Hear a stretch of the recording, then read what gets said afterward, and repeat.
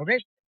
All right, welcome everybody to the Men Podcast. We've got a really cool podcast for today. We've got world traveler Jon Covich, that's been a good friend of ours for a long time, and we've collaborated on some more unique and international trips in the past that are slightly beyond the reach of Reds currently. And we partnered up with Jon to collaborate on some of these things, and we thought it would be a good idea for everybody's benefit to just have a podcast and kind of let the listeners listen in on some of the questions that Eric Nickham, our travel manager, myself, Joe Roeder, and Steve Joyce have for Jon. So we're going to run through a bunch of different trips. We've got some, goofy questions for him today. We're going to talk through some of this international travel. It should be a really fun listen. So without further ado, welcome to the podcast, Jon.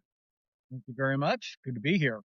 Hey, just for context, we're gonna dig deep into your personal angling history here on this podcast. But why don't you summarize for the listeners that aren't familiar kind of with your professional life and work, just kind of who you are and what you do.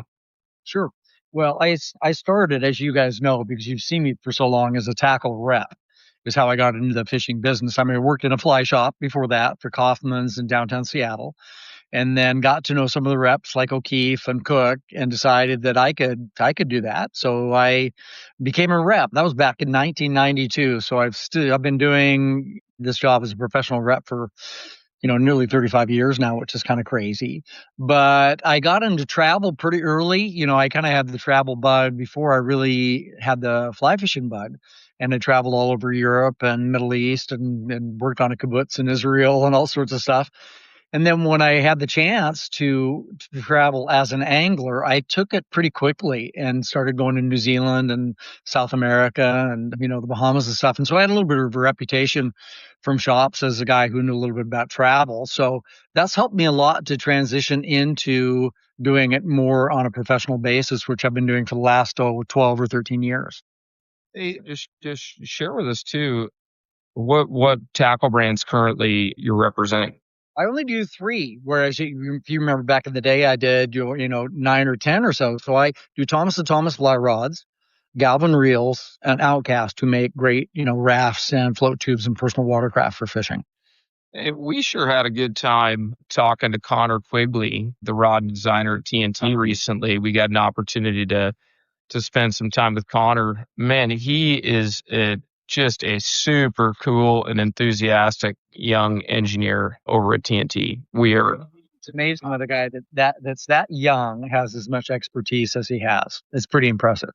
Well, coincidentally, his Contact 3 rod just landed in the shop today.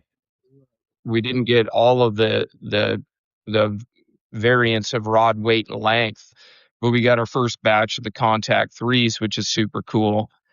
Before we start, yeah, before we start down this travel rabbit hole, tell us a little bit about the new Contact 3 that just dropped. Sure. Well, that rod has gotten, as you know, better and better over the course of the years.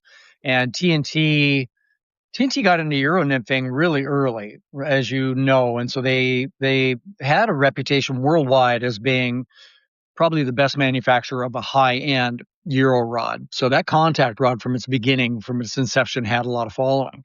And over the course of the different iterations, they've gotten better and better with being, I think, lighter weight, more sensitive, and also coming back into shape more quickly, because, as you guys know, those rods get long and they're very skinny, as you know. And so they can sometimes lose performance, right, with some manufacturers if you don't really pay attention to the design of those rods.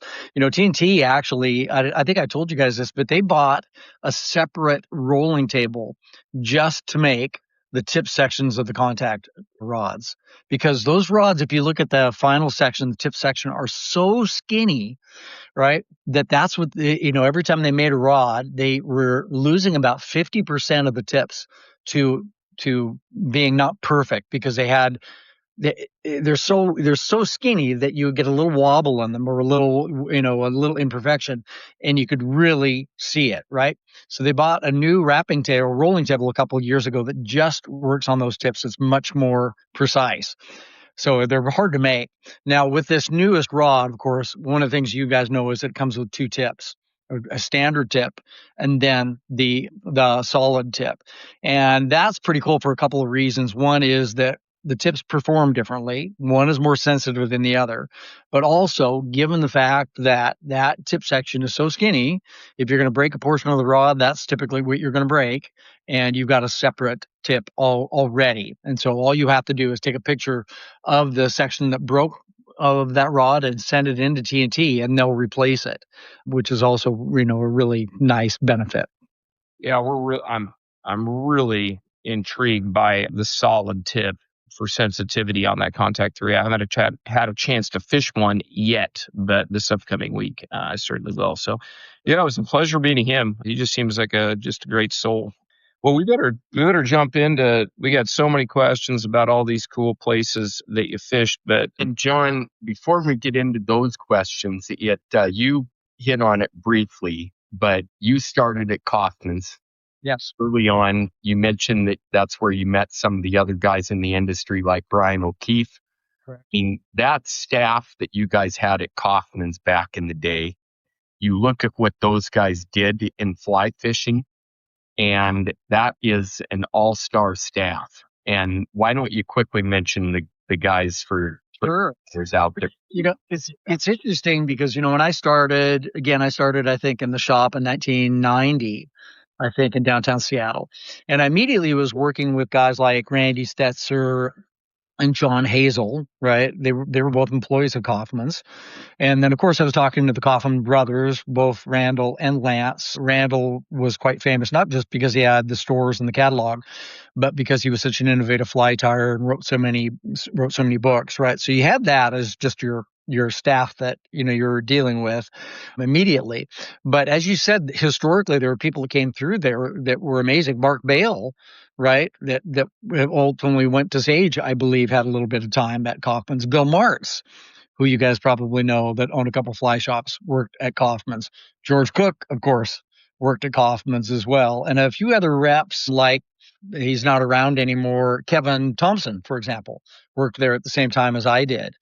So it was interesting because you would talk to those guys that would come in, like Cook would come in and to the shop and show us new rods or whatever it was that he was repping, but he knew your job, right? He knew the company you were working for, and it was nice because you had that rapport immediately with some of these guys. And also, I became good friends with, again, guys like John Hazel and Randy Stetzer, who are sort of legends in this industry for their amazing knowledge and, again, some of their innovation. And I feel really lucky to start it out there and have that experience. It was great. And it got me started as a rep. Yeah. And that's what we certainly aspire our staff here to be down the road. Yeah. But it's amazing. You look at that group of guys and what's come out of it, and it really is amazing the impact that they've had in fly fishing. Yeah, true. Back then, it was Kaufman's in the fly shop and Orvis, basically. It was. But you guys were all producing catalogs. Yeah. And as a guide, I was guiding in Montana at the time. We would get those catalogs and you didn't throw those away. Yeah. They're coffee table material. Right? Absolutely. Yes. You looked at all the trips they were offering and all the gear products that they had. And you didn't throw that stuff away back then. No, they were the real deal, for sure. Yeah. Jon, did you ever work any of the Kaufman's the multi-day fly fishing schools? I did. I did a few of them down on the Deschutes at their cabin. Yeah. Yeah. Do you have that must have been a real trip. Taking a group of beginners, on a multi-day overnight trip, wading the Deschutes. Well, we didn't do the school that they did. We didn't float the river and do multi-days on the river. So you stayed at their cabin in Maupin. They had, and I don't know if they still own it, a house right on the river, right in Maupin. And that's where all the guests stayed, and we did the classes there. When you talk to people about, how to tie knots and what a leader was and what tip it was and, line weight of a rod was. So we did all that there. And then we went to the river to actually cast and talk about drag-free drifts and et cetera, So it was cool. And I also guided for them for a summer at Grindstone Lakes out in Eastern Oregon, which was also quite an experience. And what year and what destination did you host your first international fly fishing trip? My first international one was it? I don't think I hosted anything, Joe, until maybe 2013 or 2014 when I actually hosted an international trip. I'd been on many, and I'd gone on trips with Flywater where I went as a representative of Flywater, but I wasn't really hosting. It was more like there was an open spot and they sent me, right? So I really started hosting with Cuba.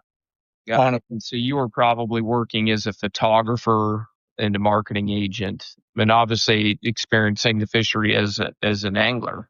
Yeah, I was. And as I said, I used to go into fly shops, and as you know, I was really into photography and travel for a long time. And so as I said, guys would say to me, "Hey, can you tell us about, New Zealand? Can you really do it yourself, for example?" And so I would talk to them a lot about that, and I did a lot of presentations at clubs, over the years.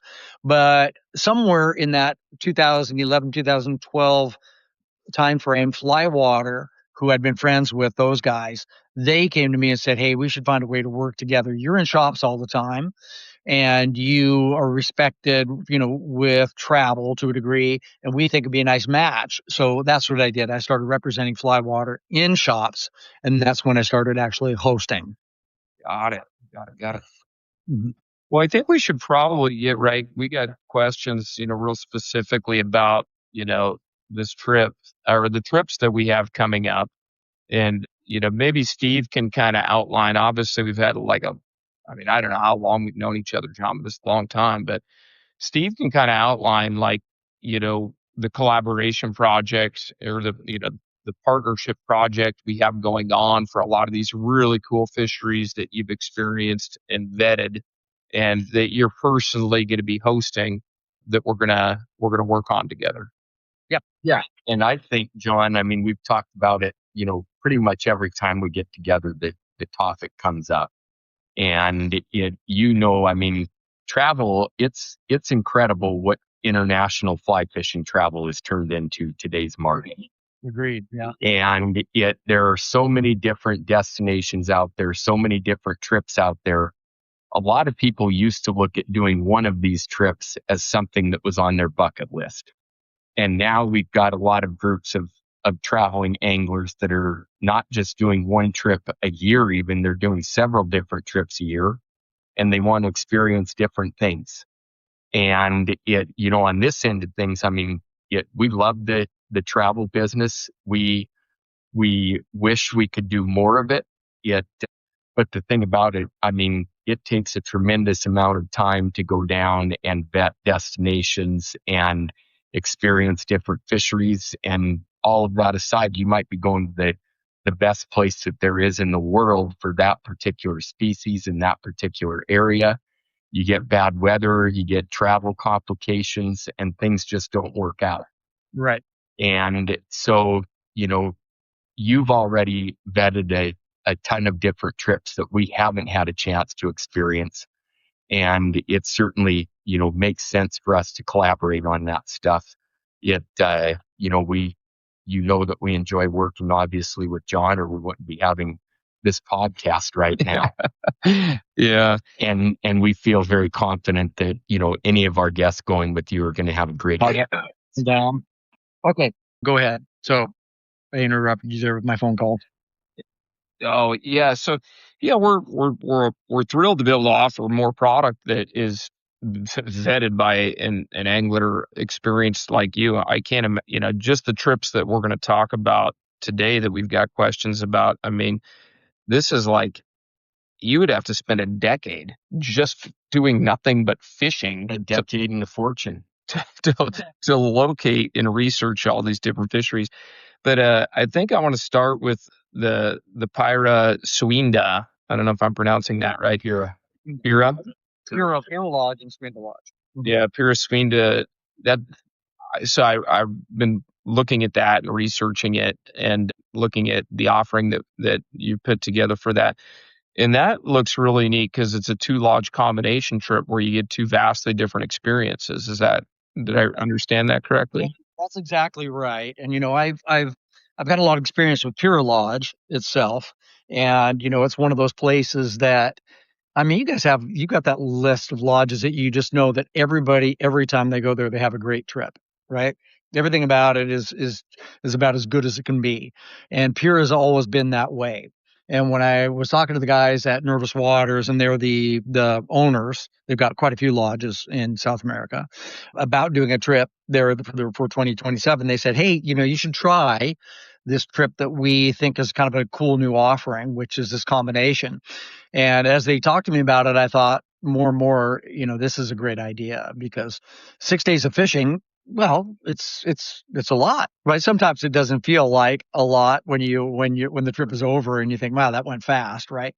But when you fish the same waters every day for 6 days, it could be a lot. And so I liked this idea that each of the two places, as you said, were really, really different, with Pira being very, very unique, because if you look at that geography of the Paraná River that flows, to the south and then ends up in Buenos Aires, that river makes a big bend, and where the outside bend of that river is, it spills over and has created this marsh, the Iberia Marsh, and it's an amazing habitat. It's got tons of bird life and lots of different kinds of fish, and that's where these Dorado that we'll be fishing for are, and it's really unique. It's not like the jungles of Bolivia, and it's not like the other lodge we'd be going to at Suinda. So it's a little bit lighter weight tackles, 7 and 8 weights for the most part, floating lines, light sing tips, and you're fishing around tons of structure, lots of weeds and weed beds and cut banks and that kind of thing. And then when you go to Suinda, you're fishing the actual river itself, the upper Paraná, and it's a huge river. And there you're fishing for more than just Dorado, right? You get to fish for Pacu, and there's another fish there that I'm spacing on the name of it, but you're fishing with lighter weight rods under the trees. Like Pacu, they'll eat fruit and seeds and things that fall out of the trees. So you can do that as well as hunt Dorado around structure. And the structure there is not weeds, but it'd be big piles of rocks and banks and stumps and that kind of thing. And this area is noted for big fish, right? You can catch 5 pounders, but you also might catch a 30 pounder, which you wouldn't catch at Pure Lodge, right? And Nervous Waters is also just one of those really high end, really an outfitter that has a great reputation for understanding service, all the way from how nice the beds are to how good the wine list is and how much attention they pay to you. So I'm pretty excited about it. It's a great trip and a great outfitter. And is that you doing a 50-50 split on that one, 3 days at each? You do, although the fourth fishing day is kind of a different day. So you would get up early at Pira Lodge. We'd start with Pira, and you'd fish 3 days. And the fourth morning, we have an early breakfast and leave early, and we have to drive. It's 4 hours to go to Suinda. So we get there in the late morning, have a little time to unpack and have lunch, and then fish the entirety of the day into dark. Because what they will do the next couple of days is they start you early fishing, and you come back to the lodge for a midday siesta when the sun is at its highest, is the slowest fishing, generally speaking. So on those other days, they would split the days. You'd fish full morning, have a siesta, and then fish in the afternoon all the way into early dark. And these are both land-based lodges, correct? Yeah, they are. They are indeed. And very high quality, really beautiful rustic side of Argentine architecture and hospitality. They're both beautiful. Now, Pira also, it's even a little bit nicer than Suinda in that it's got a beautiful swimming pool. And so after fishing, it's a great place to just hang out. You have your appetizers and a cocktail after fishing around the pool. Where at Suinda, it's on the riverbank. So you got a view of the river, and it's got a beautiful bar and beautiful common area to hang out. And they're both lovely lodges for sure. And walk us through that sounds really cool. You've got 3 days fishing the marsh. It sounds like a bigger quantity of Golden Dorado, but maybe not as large. And then when you move to Suinda, then you have an opportunity to perhaps head hunt, some larger Golden Dorado on the back end of that trip. That's exactly right. And again, if you wanted to fish for Pacu, you could do that as well. So you got a little bit of diversity there as well, Joe. And I think you're exactly right. If you wanted to differentiate the two fisheries, I would again say that one is a little bit lighter tackle, Pira. Pira also would have more fish, although of, smaller variety. Most of the fish there are 5 to 12 pounds with an occasional 15. And when you go to Suinda, you would probably fish a little bit heavy or a little bit bigger. So instead of 7 and 8, it might be 8 and 9. And you would fish floating, but you would also fish sink tips and even a heavy sink tip at times, right? But you're there hoping to not just catch 5 and 6 and 7 pounders. You're hoping to get to 20 or 25 or a 30 pounder or more than one. Oh my gosh. So on that trip, you fly into Buenos Aires, and then do you require an overnight in Buenos Aires before you take the charter flight to Pira? Well, it's not required, but it certainly makes sense. And I would advise everyone to spend at least one night in Buenos Aires. Now, if you've been there before, that's maybe all you need, right? But the idea is that, as you know, you get that little bit of buffer in there in case you get flights that are, arrive late or misplace your luggage or whatever it is, and spend the night. And the next day, late morning, we charter right from the local airport, the domestic airport, directly to a landing strip at Pira, right?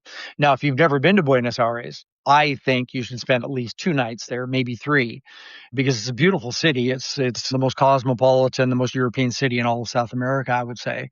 So there's a lot to see, and we can help arrange some activities there. And there's a lot to do and a lot to see. The trip sounds super. I like the land-based lodge idea. Yeah. And being able to see 2 destinations would be super. That's a good summary.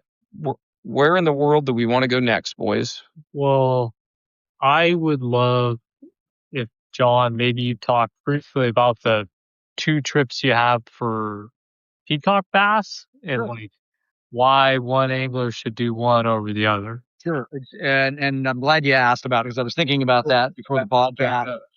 Gotta back up for a sec. Okay. What dates do we have open for Pira? For Pira, it's January 5th through 12th of 2027. And right now we've got 2 open spots because you got a group of 4, and Mike Kelson, that you know well, also just booked. I just saw Mike in Colombia. So we've just got 2 open spots for that trip. All right, listeners, you better get on that one. You want to do the 2 lodge combo trip. Those are going to go fast. So Can you think of any other trips where you fly in directly to the lodge? There's a few that I know of. One is in Brazil, Agua Boa.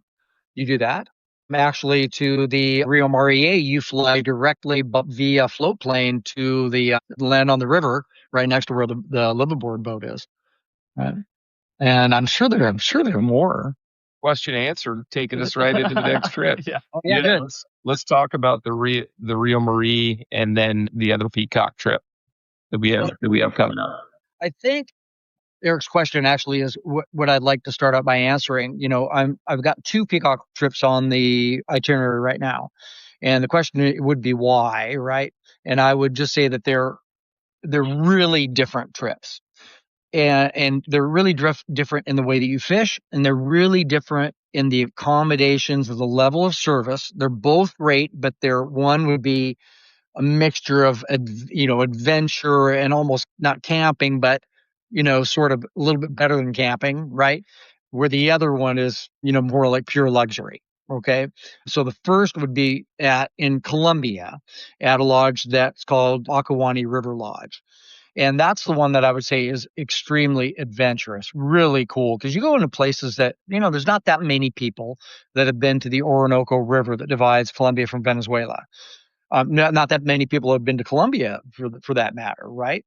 So when I talk to people about Colombia, they raise their eyebrows a lot. Like, really? You go to Colombia? I don't know anybody that's been to Colombia. And of course, they have lots of questions. We can go into that later about, is it dangerous and et cetera, et cetera.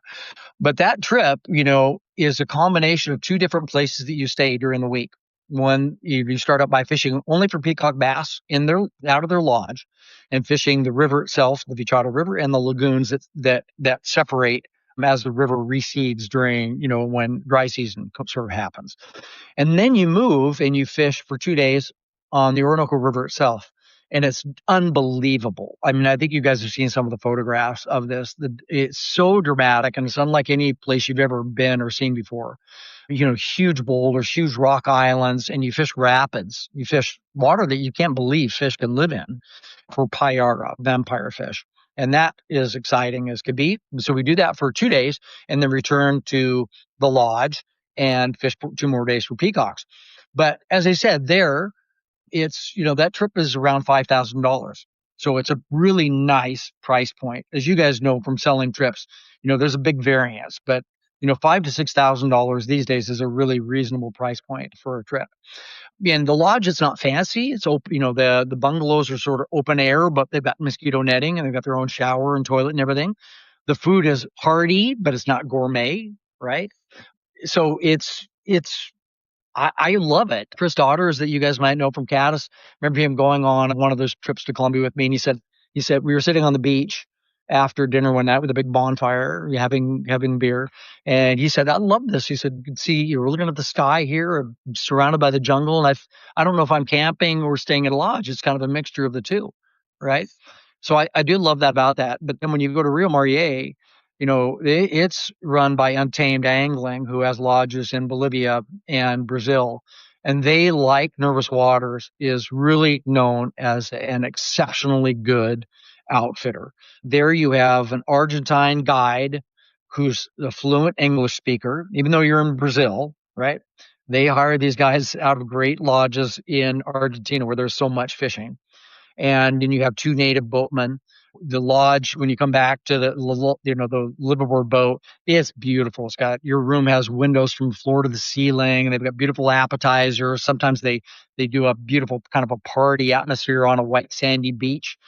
They string up lights at night. They've got great wine to go with each dish that comes along, and they've got beautiful boats, right, where 2 people at a time can fish out of them. We're at Akuani, 2 people can fish, but you're out of a long wooden or metal canoe. So they're really different in that aspect in terms of the level of comfort, right? Now, I said Akuani, you get a couple different chances at species and areas you fish. Like I said, you fish the Pescador River for peacocks and the Orinoco for vampire fish. And mostly Rio Mariete, you're fishing for peacocks, but 2 things come to mind about that experience. One is it's got the largest concentration of big peacock bass that we know of, right? I think they've had 15 world records since they've been open. And they're all set on fly tackle, by the way. It's a fly fishing only destination, which is really cool. They also have a massive area that is theirs uniquely to fish. Nobody else has licensing with the native tribes to fish, and they move the boat every day. And so you're fishing different stretches of the river, different lagoons, different tributaries. And so it gets a lot of rest, which is really great. So they're really 2 very different trips. They're both exceptionally good, but again, they're very different one from the other. And Jon, what do we have for dates for those trips? Yeah, so for the first one in Colombia at Akuani River Lodge, January 21st through 30th of 2027.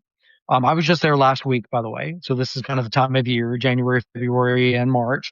And that has 5 open spots right now. And that is at $52.95 per person and is double occupancy for both rooms and your skiff.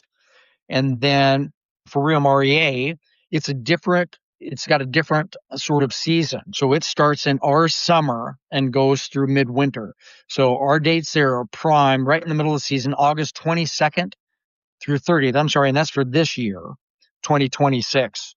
And that trip with the indigenous fee, which you have to pay, if you include that, is just over $9,000. I mean, it's double occupancy again, room and fishing skiff. So the Akuani is much more immersive. No, you're probably not getting Wi-Fi there. You're much more kind of immersed in that, that experience. I mean, obviously you get the vampire fish option. Tell us a little bit about fishing Payara and the rapids. Yeah. So first of all, yeah, you do actually get Wi-Fi. They started using Starlink there late last year, which I have mixed feelings about, right? I love it. I get to post something on Instagram every night after fishing, which is great. People get to check in and let everybody know they're safe. But at the same time, it kind of is nice to feel like you can leave all that stuff behind for a while, right? But they do have Starlink there now, which it really gives a lot of people a sense of security that they can tell everybody they're fine, right? Now the Pira fishing is it's kind of crazy. And I would encourage people to go to my website and look at the page for Akuani and look at the photographs. Because again, as I mentioned, you can't believe where you're fishing. So what you do there is you never fish out of the boats, right? The guides, again, they're native guides, and mostly they're Venezuelans. They actually have Venezuelan passports, but they live on islands in the middle of the river. And they use their canoes are about 27 feet long, I believe.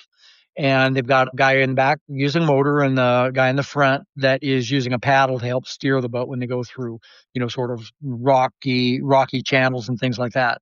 But where we fish is an area of the Orinoco, which is the fourth largest river by volume in the world, by water volume, by the way.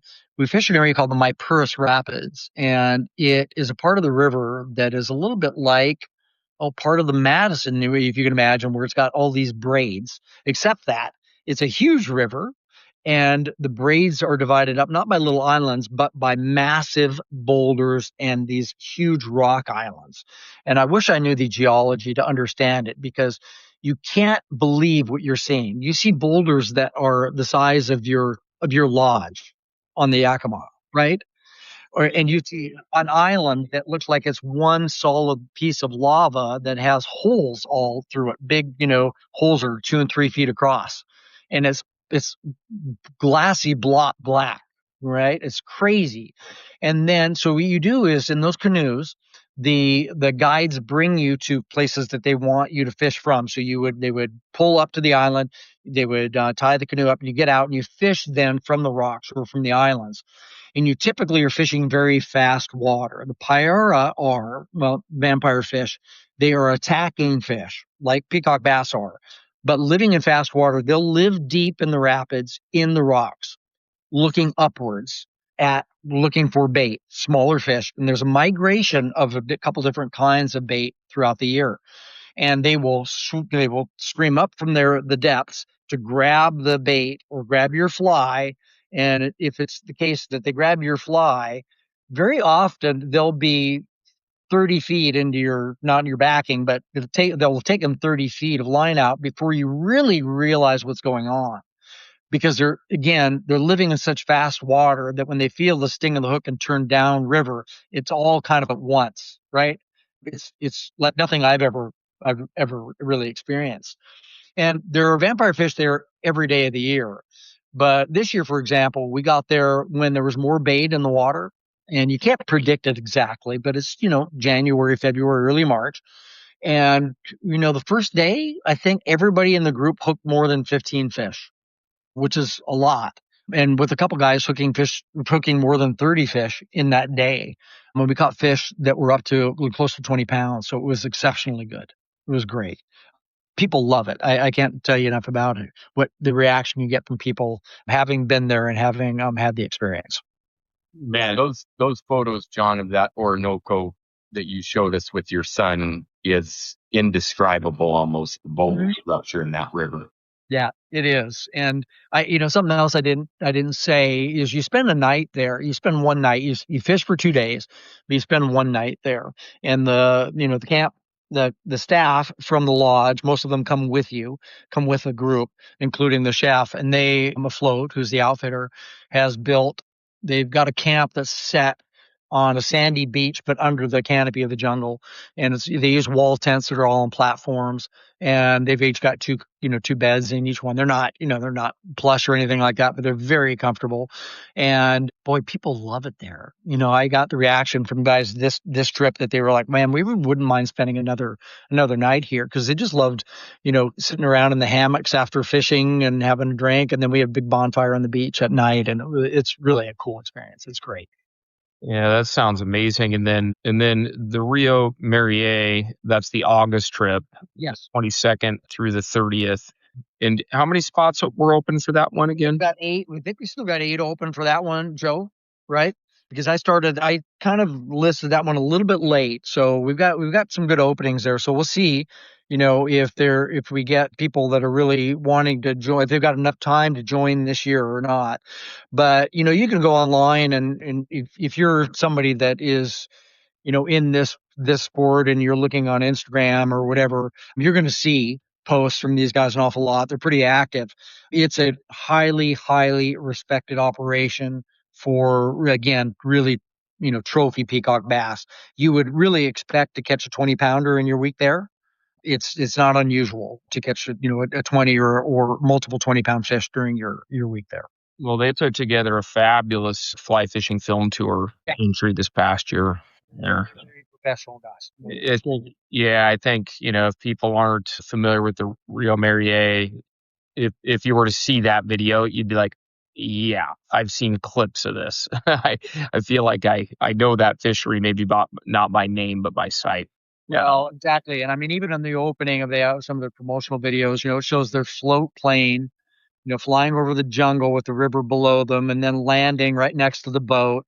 And then the next one is, as I said, the light strung up on the beach with this big, beautiful table set up with appetizers and stuff. And you're like, these guys have kind of dotted every I and crossed every T. I mean, it's a really high quality operation. And on that river, John, I mean, I know you got the chance to catch a trophy fish. What's like an average day? Are you landing a couple? What's that like? No, you would hope to certainly land. Oh, I would say you would hope to land near 10 fish in the day, maybe 20. But of course, a bunch of those might be, smaller variety of what they call butterfly, the butterfly variety peacocks, which don't get really bigger than 6 or 7 pounds. And then you catch some middle-sized fish, and then you'd run into that, that 18 or 19 or 20 pounder, right? And you'd hopefully catch, one of those in your day. But you should expect, I would say, to catch, near 10 or 12 fish a day there without question. Gotcha. And is it all blind fishing, like structure, or are you fishing some poppers? So you actually, one of the other cool things about that fishery is that you will sight fish some where you see fish over sand, right, in shallow water. Now it's T-stand. When you look at the photographs of the river and the fishery itself, that river is sort of that browny maroon color, but it's clear. It's not full of sediment. It's just stained because of the plant life that's there. And the peacocks are that color as well, which is really unusual. In Colombia, you catch a big peacock and it'll be bright green with some yellow and orange on it and black stripes. And you catch that big one at Rio Mariete and it's sort of coffee colored with other markings on it. So they sort of have adapted to what the environment looks like, what the surroundings look like. But so you would see fish that are cruising over sand or nesting on sand if it's that time of year when they're actually nesting. And you can also fish certainly all layers of the water column, and depending upon what the guide is telling you and what the area is like, right? So, when you're fishing against structure, you might be fishing again a popper if it's early morning or later in the afternoon if you got cloud cover, or you might be fishing a really light intermediate tip. But I would also have a heavy one along just in case the water, they've had a week or two of really hot weather and the water's a little warm and the fish are a little bit deeper. So you have to be prepared to fish all depths there. But the great thing about it is that all of those depths can be effective, right? It's not just one or two of those that are normal. All of them are areas that you can find success there. Yeah. Just since we're talking about, peacock bass right now, if you were to prepare an angler for either of the peacock offerings here, either the January 21st trip or the August trip, like what would be kind of a roundabout average on rod weight, line, gear? What would be kind of the bare bones kind of minimum to bring for equipment? And then what would like the really well prepared angler? Sure. Good. So I think for bare bones, you would have 2 rods, and those could be 8 weights or 9 weights or an 8 and a 9. And I think that if you're, again, a minimalist, I would probably have an intermediate tip and a heavier sink tip, like a 350 grain, something like that. So that's your minimum. That's the minimal one, right? So for the guy who wants to be more prepared, I would also think they would have a floating line because, when you get to Rio Mariete, that's something that's pretty important to have that floating line. You have your intermediate and your heavy. When you go to Colombia, that fishery is not much of a topwater fishery. So you can bring a floating line if you have another reel and you want to invest in another line, or maybe have a rod to put it on, but it's not the most important one by any stretch of the imagination. Okay. So I would think at least 2 rods and at least 2 different lines. And then on your intermediate lines for that, I'm sure that an angler can throw poppers on that intermediate line if they need to as well. You can, especially with the size of the poppers, right? They're going to stay on top for a good amount of time. And also it's just technique. As as soon as the fly lands, you start popping it so that it doesn't have a chance to get pulled under, right? So that usually is that time nearer the bank, at the beginning of your cast up through the first half of your strip when you elicit most of the strikes anyway. Got it. So, John, you mentioned the Golden Dorado program, Pira-Suinda, the early morning and late evening is prime time for fishing there. Yeah. Is the peacock bass fishing program at those lodges similar? It's not quite as black and white as that. I would say you really fish the whole day, and both operations you do, at Rio Mariete and in the Colombia fishery as well. I think part of it is I would say that the fishing is, if you could just choose a time, first thing in the morning and the last couple hours of the day, those are, for so many fish that we pursue, those are the best times of day, right? It's best for steelhead, it's best for peacock bass, it's best for golden dorado, but it doesn't make sense for you to return to the lodge in some of those places. Like where I was just at in Colombia, we started the day by, some of the days by a boat trip of 10 minutes. Then we walked for half an hour into an interior lagoon where we got on other boats and did another 20 minutes back into the back lagoons, right? So now, even though the middle of the day might have been the slowest part of the day, it wouldn't make any sense to go all the way back to the lodge, right? So what you would do maybe is, as you learned what the days were like at the beginning, you're so horny to fish every second that you eat your lunch and you get right back out fishing, and the guides look at you like, dude, chill out. Let's all take a nap for a little while, right? They put up the hammocks and the trees, and after your third or fourth day of doing that, you go, yeah, it makes sense. I'm pretty worn out. I know that the fishing is just going to get better now, so I'll take those. I'll take a little siesta for an hour and a half, and be good to go, right? But I think that's the program you have to rely on, is that that the fishing is best at each end of the day, but you still will catch fish throughout. It's just that it doesn't make any sense to return all the way back to the lodge or the boat. Yeah, exactly. Mm-hmm. So moving on, John, now Secure Lodge, Bolivia. Yeah. Let's talk about that one. Exactly. So, it's good. It's a good segue because we were talking about peacock bass, but by Untamed Angling, that outfitter. And Untamed are the guys that they started with Bolivia. That's where they started with before they actually went to Brazil. And they were the ones that really pioneered this golden dorado fishery in the Bolivian jungle, because there were some people that knew about it, obviously, but nobody had made a professional operation there. And in part because, again, maybe not a lot of people knew about it, but because it's pretty challenging, for them. It's a long way from civilization. And again, that jungle you're on native land there.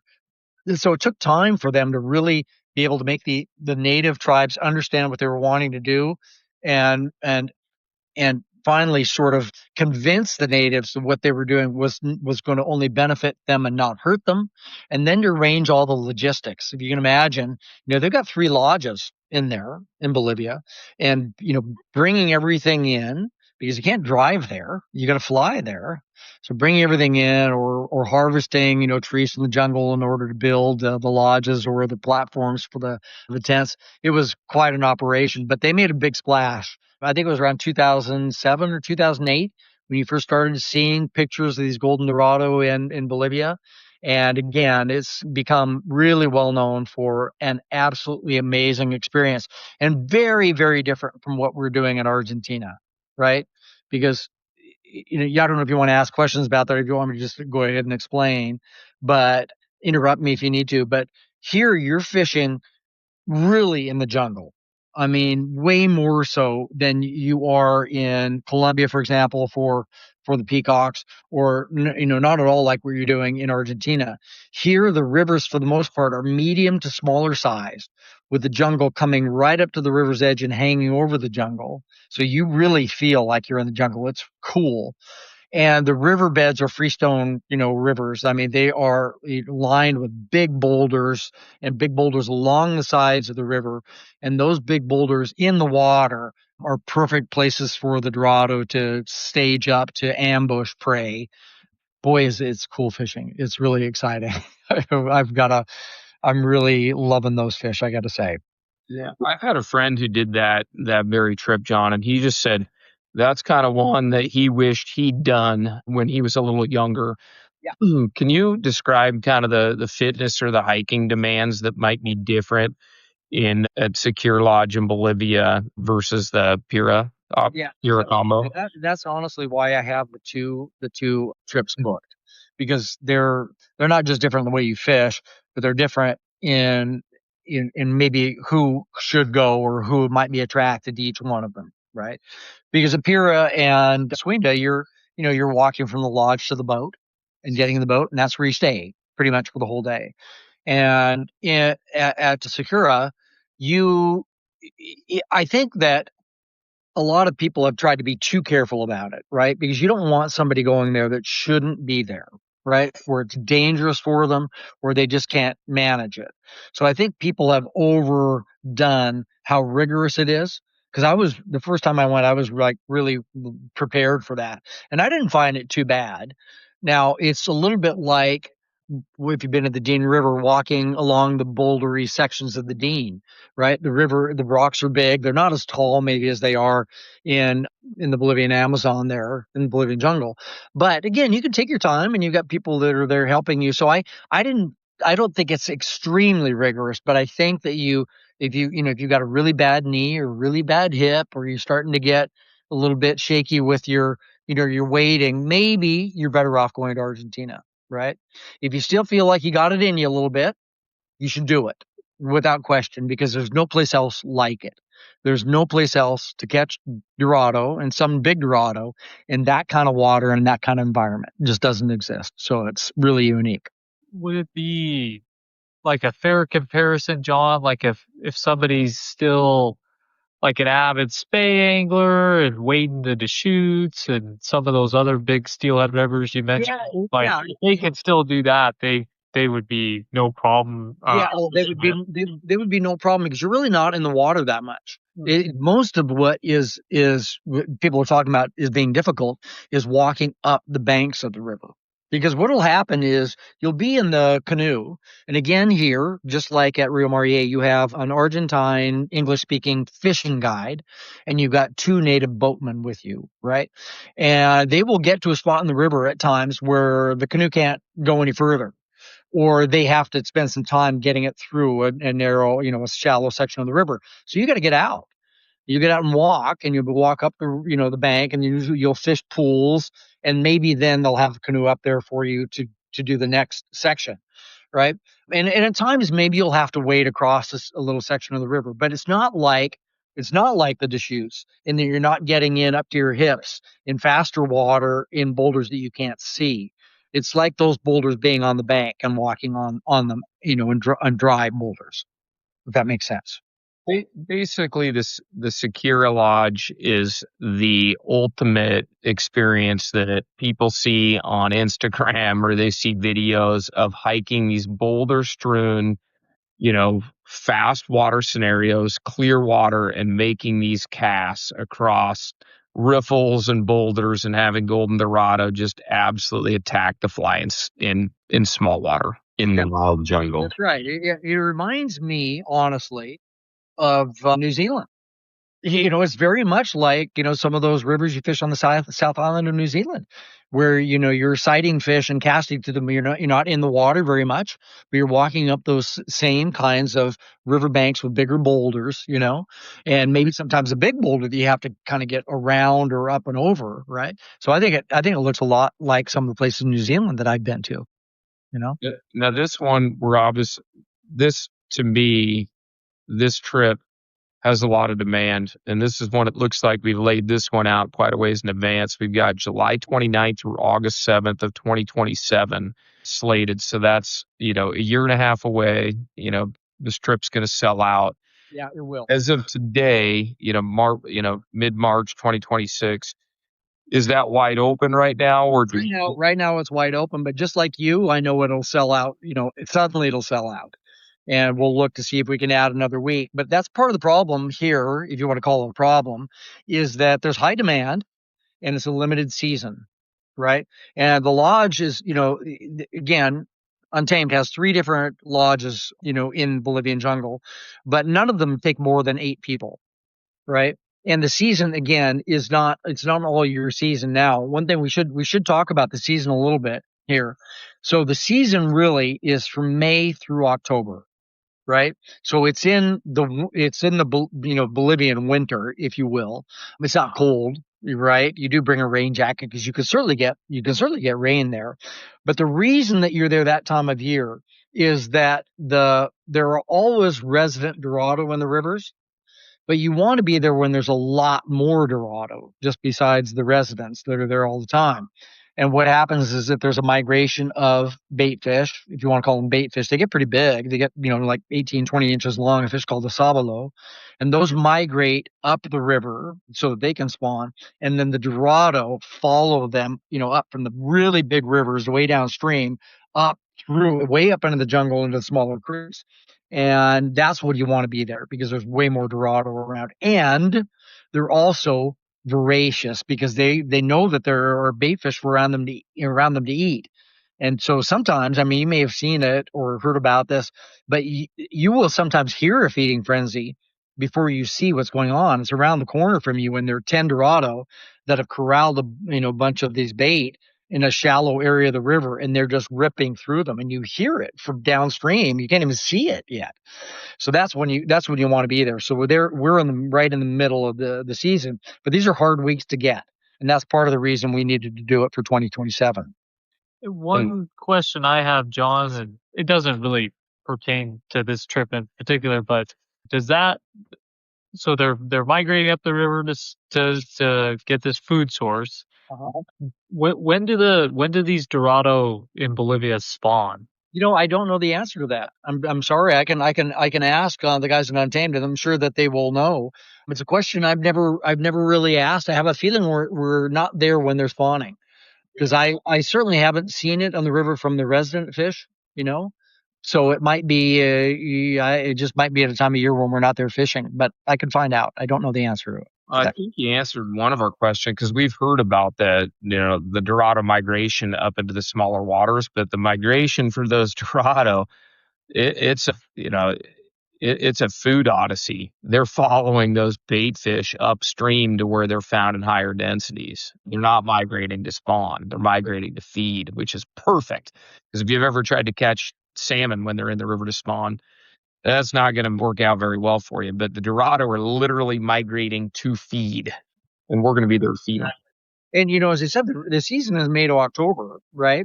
And so you can go in May, and you might get some migratory fish, but it's a little bit risky in that regard.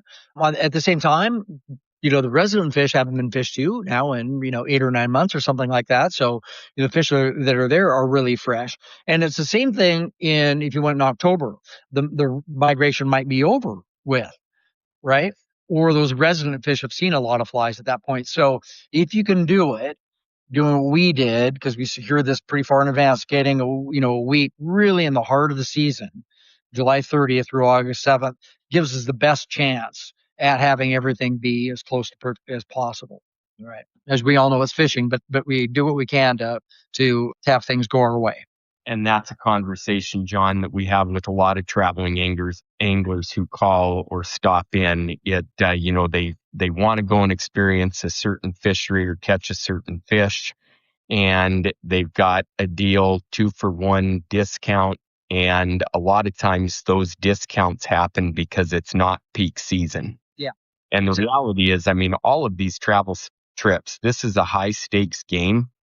And you want to go somewhere where you give yourself the opportunity to maximize your experience. Yeah. So going at the right time is to the right place at the right time is really what the travel program is all about.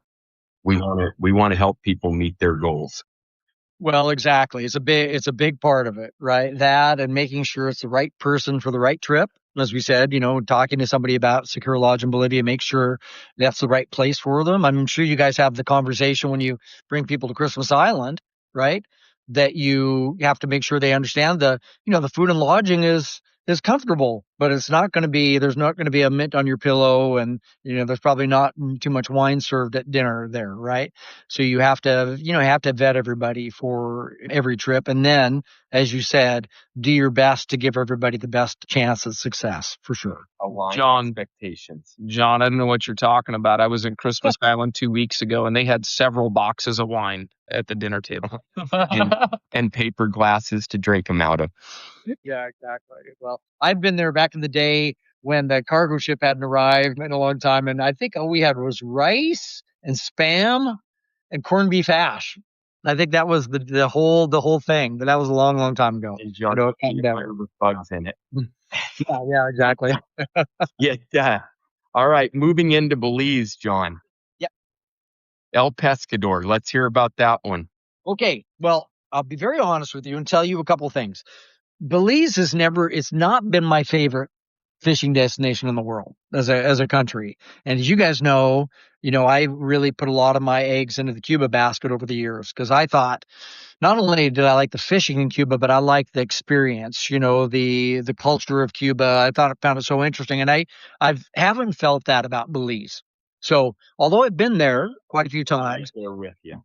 Yeah. Although I've been there quite a few times, it wasn't really at the top of my list. Right. And I would talk to a lot of other guys that loved it. The permit fishing was great, et cetera, et cetera. But one of the things that happened was last year I was on a trip in Cuba, and I was with a couple of different customers that we were talking about, different trips to do. And with Cuba, when you want to get really good tarpon fishing, for example, the best time of the year, those trips have gone up a lot. None of them are cheaper than $10,000 for the week, right? Yeah. And some were 16. And so we were talking about that, and a couple of customers said to me, "Man, you should be going to El Pescador. We go there." One of the guys said, "I go 4 times a year to El Pescador." And so I started questioning him. He said, "Man, not only is it a great lodge, and you can take your wife there, your family there." So, he said for him, that was a great advantage, because it wasn't just him going on a fishing trip, right? Where, the family rolled their eyes at him and said, "Really, you're going to be gone again?" Where he could say, "I'm going fishing, but we're all going to Belize." So that was one part of it. But these guys said to me, "Man, you go in the summertime there, and there are a lot of tarpon, and they're those perfect tarpon. You can catch a really big one. You can catch a 150 pounder. But there's a lot of 40 to 80s, which to me are the perfect tarpon, on the planet, right?" And they also showed me a lot of pictures of permit that they were catching that time of the year. And so I started asking around about it, and I found out that, like a few other places, like we were talking about Secure Lodge in Bolivia, it was hard to get a week. It was hard to get a week at El Pescador. It's a really sought out destination. A couple of the big agencies just really love it, and like Orvis and some others really put a lot of people there. And I think it's in large part because everybody can go there and be happy. It's easy to get there, and although it's got fishing all year long, it's got, I think, this window that helps us, for guys like me that want to go catch 50, 60, 70-pound tarpon. I love that. Love it, love it, love it. And where I maybe can't spend 10 or 11 grand, to go to Cuba. And even now with Cuba being in the shape it's in, it's even harder, right? So that's really the reason that I booked this trip and that I'm bringing people to Belize, is because specifically I had a lot of people talking to me about how good this fishery was at this time of the year. So we're going right in the middle again. July 12th through 19th. I was able to secure that week. It was hard to find. It was hard to find the week, but we've got that, and we've got 6 open spaces for that week. And that's in 2027, right? That one is that's in 2026. That's July 12th through 19th of this year. Right. And I will be adding a week for 2027 at one point or another. I'll do the same for Rio Mariete as well. I got to get a little bit closer. Some of the outfitters the lodges won't let you book, as you guys have experienced, until it's a year out. Right. Because they give some people a chance to rebook if they've been there already, for example. Right. So anyway, I'll probably do both of those trips this year and next year. Yeah, in that July window, that is kind of the peak or near the peak for the migratory tarpon fishery in Belize, is it not? Well, yeah, that fishery starts, typically late April, something like that, and goes through, early fall, September, anyway, right? So I feel like we're in a pretty good spot there, being just about the middle of the summer, right? Joe and I took a trip to Belize a number of years ago, I should say, and we went in August, and we went down to Thatch Key and Copal Tree, which is Punta Gorda, and we saw some big tarpon on that trip too. I hope a couple big tarpon on that trip. I know guys that have, I know a guy from Oregon that landed 180-pound tarpon at Turniff, a fish that I would probably never make a cast at. If I saw it, I would just admire it from afar. And those aren't really the fish that we're after, but they exist for sure. Those big old females, that are 40 or 50 or 60 years old, who knows? But again, we're really after those 40, 50, 60, 70-pound fish where you can catch 4 or 5 of them in a day and be, you can still, lift your drink at the end of the night. Right. Yeah. Right. And so that's really like, targeting those, migratory tarpon. I mean, anything 40 pounds on up is essentially a migratory tarpon, but it's a migratory tarpon emphasis. But I would imagine you're gonna have shots and opportunities to fish permit on that trip as well. Yeah, absolutely. It would be those 2 fish. I would say in order of importance would be tarpon number 1, permit a pretty close second, depending upon the angler, right? Because some people will just say, nope, don't care, don't want to stand up on the front of the boat looking around, for hours to see if I can see a permit. And there's others, as you know, that are so all about permit.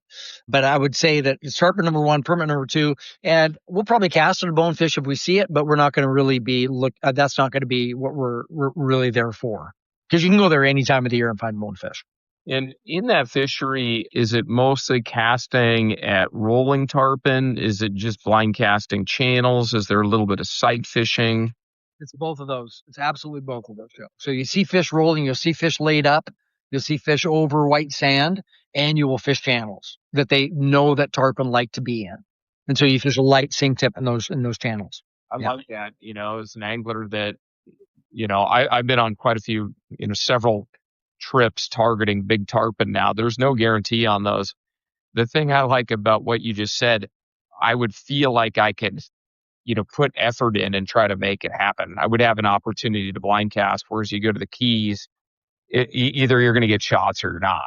But I like the idea of being able to go there and have enough tarpon in those channels that I could blind cast and get a little bit of return on just sheer grit and a little bit of effort. Well, and it's cool about that, as you know, and I remember the first trip I did where really there were a lot of tarpon around. It was in Cuba back in 2006, I think. And, by the third day, I was a tarpon fisherman, right? Now, I don't mean that like I was, Andy Mills or something, but I had already gotten enough muscle memory and I had enough experience that I was like, oh, I got to remember to bow. I got to remember to, keep the rod down and just strip set and all that stuff. And you know how it is. I mean, if you're not somebody that's experienced a tarpon and you go to the Keys and you get 2 shots in a week, you're gonna blow both of them, right? I mean, if one way or another, you probably are. It's like you were in the Keys with me, John. And even more important, Ron, even more importantly, you take a trip like that, a week in the Keys, and you do get, just a few shots, even just a few shots a day. Yeah. And you don't improve your skills as an angler at all that week. No, you don't. That's the important thing. I mean, our bread and butter in destination travel is these flats, trips, these true flats trips where you've got opportunities to catch bonefish, tarpon, permit, snook, barracuda, all of it. Everyone, like you kind of alluded to, everyone has a limit for standing up on the bow of the boat looking for permit. Yeah, exactly. Once that limit is hit, even though they may not admit it right at the time, at that point, bonefish therapy is on the list for them. They need to go and make some casts at bonefish and get a bit from. They could do it if they want to, right? You could do it if you want to. One last thing I was just going to say, Joe's comment about fishing the channels and having the other kinds of habitats for tarpon. I think that's one cool thing about this as well, is that if you're new to tarpon fishing, I think the channel is the place to start, right? Not only because there might be more fish there, but you also don't see the fish coming typically, and you don't blow it because you pull the fly out of the fish's mouth, or you get such buck fever that everything falls apart. I mean, I do a lot better when I can blind cast and I'm looking at the horizon, looking around me at the birds and stuff when a fish eats the fly, and I typically will have that fish on for a while versus when I'm casting to and seeing everything it does to react to my fly. That's where I have the chance to blow it more, right? So you get that chance to have some success, and in that success, learn the things that you're supposed to do, and then you do a little bit better when you're casting to that 80-pounder you see, over the white sandy beach. Well, I was working on this trip on our website, your hosted trip for July, just before we had started the podcast here. And out of all these places, man, I was looking at that going, God, Jon, you're pretty crafty. I mean, you find these weeks, specifically, for us with a specific theme, this one being, we'll just say mature tarpon. And that one, I was like, that Jon is pretty slick. I was like, it is a great week to travel there, because and what Steve and I experienced in Belize is, being that we're at 47 degrees north and a lot of our customers are at 40 degrees north or more, July isn't as popular a time to travel to Belize or anywhere in, say, Central America. What we witnessed in August was very little fishing pressure. Very little, yeah.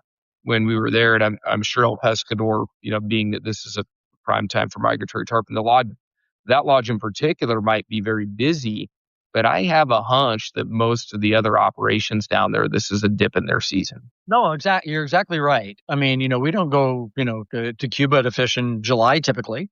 I mean, you can, but as you said, people, for the most part, June is sort of the end of it for a while. And then people, like you said, they live in the Northern Hemisphere.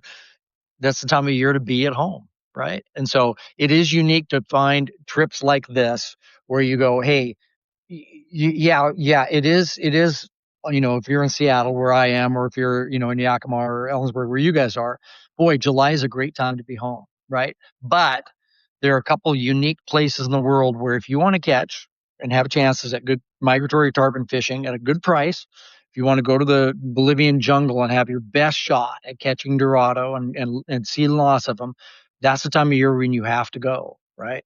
And so our job is to find a week that we think then, again, gives people the best chance of success, because there's nothing worse. You guys know it very well, of being a host on a trip and seeing people not having a good time, right? And that's the last thing you want. And so we're all striving to make sure everybody has their best chance to come home and say to their family and their friends, man, that was a great trip. There's what can I say that could have been done, could have been better, right? That's what we all want. So we just have to do our best to pick the places and the times of year and the tides and all that stuff, so that it gives us a chance at great fishing. Well, Jon, one last thing on El Pescador there.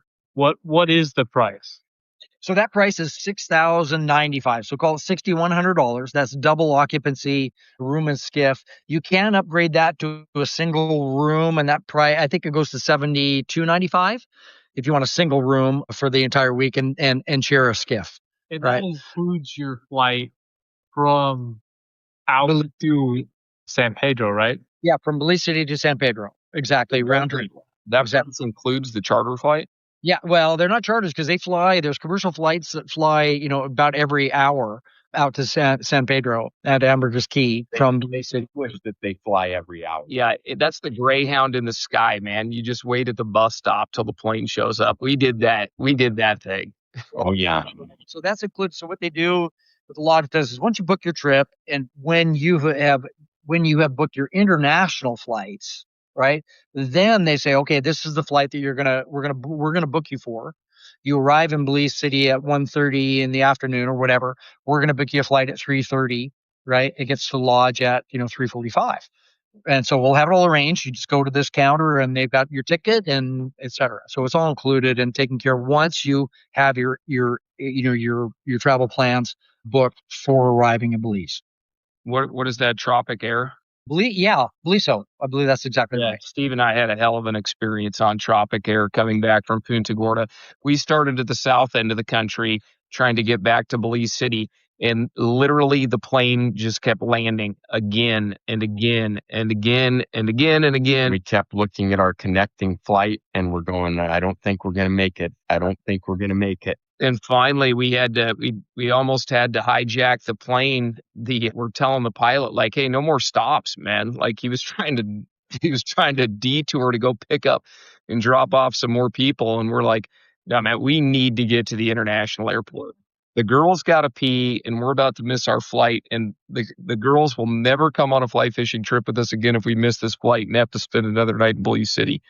Not what you want to do for sure. Yeah. Well, and I know we're going to end up skipping over a couple of trips, but we're running up on time. We are, aren't we? I think we covered most everything. We didn't cover Black Sands, Colombia, and all I wanted to say is that that's one that's coming up, and I do have a few open spots if people are interested, and that's a cool trip. Give us the rundown on. We had enough time. We got about 10 minutes. Yeah, I'll make it concise, but this is the place I've been going since 2018 is when I first went to this part of Colombia. And so if you imagine all of Central America, the Pacific side of Central America, Costa Rica, Honduras, Guatemala, Panama, etc., those are really well established fisheries. And as such, they've got big marinas and big fleets and, they're very fished. Colombia is not that way, not for a couple of reasons. One is it just wasn't on people's radar, right? The second is you cannot get to this part of the Pacific coast of Colombia unless you fly, walk, or take a really long boat ride because the Darien Gap is right there. The famous Darien Gap is right between Medellin, Colombia, and Bahia Solano. So it's just a place that, although it's got all the same fish that Panama and Costa Rica have, it doesn't have the people. So it's incredible from that standpoint. Black Sands Lodge is in the lodges that we've listed here, and I've talked about a couple that are very elegant, like Rio Mariete and Sakura, even in Bolivia. This is the top. This one has only been there a couple of years. They've been in business longer and had other locations, but they built their lodge. It's stunningly beautiful. The food is 5-star. It's all fresh. It's almost all seafood, shrimp and fish and ceviche and sushi. It's incredible. And the fishery is, although I will have to say it's never I've never experienced to be a fly fishing only week. You have to go being prepared to fly fish when it's, the opportunity arises and to fish a spinning rod when that is the better tool. And the lodge has all that equipment, but you'll go out in one of their, the beautiful boats during this time of the year when the sardines are there. That's when you want to be there in late April, May, and early June. And fish are feeding, and you'll find schools of yellowfin tuna 2 miles from the shore. You'll find sailfish a half a mile from the shore. Cubera snapper come up from the bottom to feed on the sardines, as do mullet snapper, as do rooster fish, as do, bluefin trevally and horse-eye jacks. There's tarpon there and there's snook there, and it's really amazing. Doesn't mean you'll catch all of those, but you have the opportunity for all of them. You certainly catch a lot of yellowfin tuna and have the chances lots of sailfish. And it's a trip I do every year. I just love it. And I love it for all those reasons, actually. That was actually one of my questions I was going to ask in the concluder here was, is there a trip out of all the trips that we're talking about here that you do every year in Colombia, Black Sands? That's the answer. Black Sands is, and so is Akuani River Lodge in Colombia. I do both of those every year, and then of course there are lots of Cuba trips I was doing every year as well. But Cuba's new. I was reading the list of species in Black Sands, and it was pretty mind blowing. It is. It is. And again, I'm not saying you'll catch all of them, but you will target, you'll go out and you'll see yellowfin tuna, feeding on the surface and cast at them. So you're targeting them. You'll troll for sailfish and raise sailfish that you can cast a fly to. And so again, you're targeting those fish. You'll see mullet snapper and cabera snapper come up to the surface and you're targeting them. But there are times when you're fishing the inshore there when something eats your fly and you're like, what is that? And you land a pompano, or you land a roosterfish, or you land a wahoo, in close to shore. Crazy enough. I had 2 guys hook tarpon there this year, and you're on the Pacific side. Tarpon aren't native there, but they've come through the Panama Canal and now live in Panama and Colombia, right? So, as well as snook. So there's a little bit of everything there. There's lots of Dorado there too, by the way, which we fly fish for. So it's a cool experience. It's not like any other place I go to. I don't want to go 60 miles out to fish blue water for fish. And they do that at times of the year when they're, it's marlin time of the year, more black marlin, blue marlin. But we go there this time of year when theoretically there's lots of bait and you don't have to go far and the fish are, typically near the surface. So boy, it's a pretty cool experience. And Medellin that you fly through is one of the coolest cities on the planet. No matter if that name, gives, makes you have chills or not, it is an incredible city, and I could certainly live there. It looks beautiful. I was looking at images of that lodge and just the hospitality and food service portion of that. And this is another one of my questions here. Out of all the trips we talked about, like, what would you recommend being the best trip for couples? Well, I think there's a couple of them that we have here. One is for the adventurous person, for the adventurous non-angler. Rio Mariete is one, right? Because that you're in the Brazilian jungle, and they do have a non-angler program that is certainly a lot that has to do with the flora and fauna of the jungle, and a lot to do with the native tribes there, right? El Pescador stands out as certainly the number one spot for non-anglers and family, because that's just a no-brainer. Black Sands is also a good one. And I've got some programs there. I've learned enough about Colombia and also the fishery that I think it's a very good option for couples and for having a non-angler around. I might recommend, though, that the non-angler not spend the entire 6 nights out of the lodge, right? That they come midway through, but that we have a lot of other activities organized for them in and around Medellin. And then they fly out, say, on the 3rd day of fishing. And then they do eco tours and jungle tours out there, right? So that might be the recommendation, but I think all 3 of those are very good options. Yeah, you answered that question well. Generally, when we use the term couples, we're referring to non-angler couples that both fish. Any one of these are going to be just absolutely great trips. You've already vetted these for comfort, adventure, cultural experience, all the great things, price and value. Hey, Black Sands, just because I only got my notebook here, what are the dates open for Black Sands? May 2nd through 10th of this year, so it's only a couple of months away. And I do have a couple open spots. I can take a couple more people, and that trip is $63.95. And you get a single room, and we share the boats. Of course, these are 30. They have a 32 and a 39-foot boat, and we share those boats between the guests, right? A single occupancy, and includes everything once you get to Bahia Solano, all your food, all your drinks, single room for 6 nights and 5.5 days of fishing. It sounds like a great trip for an angler that's looking to check a bunch of boxes. Not that you're going to catch all the aforementioned species, the roosters, the tarpon, the sailfish, the cuberas, the snook, and I'm sure the list goes on and on. But that sounds like a great, just variety show that you get in Colombia that you're not going to get, on a lot of other trips. Yeah, it is. And as I said, it's cool to be out there. And there's sometimes when you see, 1 or 2 other sport fishing boats, right? But that's all you'll see. There might be 3 of you out there fishing, this massive part of the Pacific for schools of yellowfin tuna. 3 boats, for 4 boats, whereas you can imagine what it's like in Costa Rica or Panama. So it's pretty unique. Well, we've covered a lot of ground. Yeah, we're kind of bumping up against time here. We try to keep them under 90 minutes, but I'm just going to close her out, Jon. Man, we super appreciate you outlining this. We had our own questions, but this is really going to give listeners, certainly a ton to think about and process. And for anybody listening, all of the hosted trips that we talked about today are all up on our website. You're able to view that, view the details, and then if you want to do your background homework on Jon, you're at worldfly.com. Is that right? It's worldflyllc.com. Worldflyllc.com. Jon's, and I would encourage everybody to go to our website and read about the Jon Covich hosted experience on our website and just check that out. But all these trips are personally hosted by Jon. We'll help pre-trip counsel, answer questions for you. Eric and I and Steve are all, prepared to help you along the way if you're more comfortable talking to us directly.